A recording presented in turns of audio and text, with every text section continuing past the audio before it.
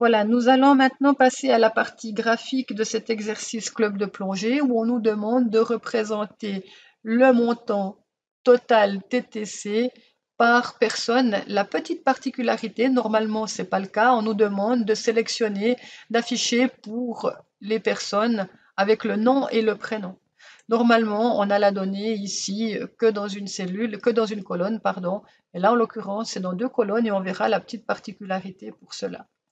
Voilà, donc je sélectionne avec la touche contrôle les éléments demandés. Je pourrais venir par exemple dans le menu insertion, choisir ici un type d'histogramme.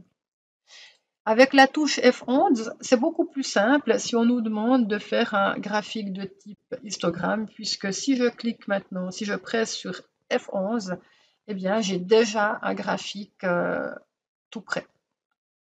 Comme je vous disais tout à l'heure, la particularité, c'est que maintenant l'axe horizontal, il contient les noms et les prénoms, et du coup, c'est évidemment pas très facile de lecture. Donc, pour modifier cela, je viens simplement intervertir les lignes et les colonnes, et on voit maintenant que mon graphique est beaucoup plus présentable. Il est présentable, certes, mais on peut dire qu'il n'est pas très représentatif. On voit que c'est le prix du cours TTC, mais le prix du cours comment? Eh bien, pour faciliter la lecture, je peux venir ici dans Disposition rapide, pardon, afficher par exemple la légende et le titre.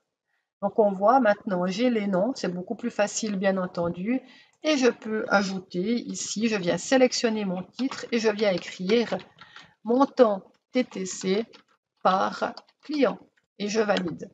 Je pourrais mettre maintenant par le biais de l'onglet Accueil, en gras et autres. On me demande également de supprimer les CHF pour l'axe vertical. Donc je vais double-cliquer ici sur l'axe vertical et vous voyez, une fois que j'ai double-cliqué sur la partie ici, il est venu dans la partie droite, un volet s'afficher et je peux, on le voit maintenant, hein, je cherche nombre, je peux ici venir modifier et mettre général, c'est-à-dire sans décimale, mon nombre. Hein. On voit dans la partie de gauche maintenant, j'ai 900, 800, j'ai plus les CHF.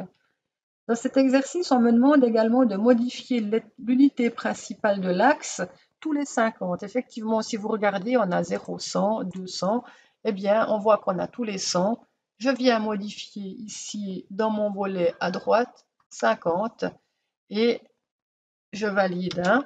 Donc, si je regarde maintenant, j'ai bien une échelle qui est modifiée à tous les 50.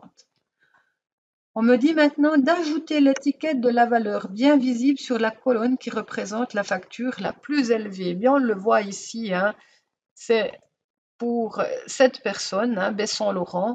Eh bien, je viens ajouter un élément. Je viens ici, ajouter un élément graphique et je choisis une étiquette. Et je choisis également l'endroit souhaité, le bord intérieur, moi j'aime bien. Il sera assez lisible ici. Je peux évidemment la remonter un petit peu par exemple. Et surtout, je peux modifier la taille de la police ou la couleur par exemple pour que ce soit bien visible. Voilà, on ne me demande rien d'autre dans ce graphique. Il est tout à fait correct. Merci de votre attention et n'hésitez pas à me contacter si vous avez d'autres questions.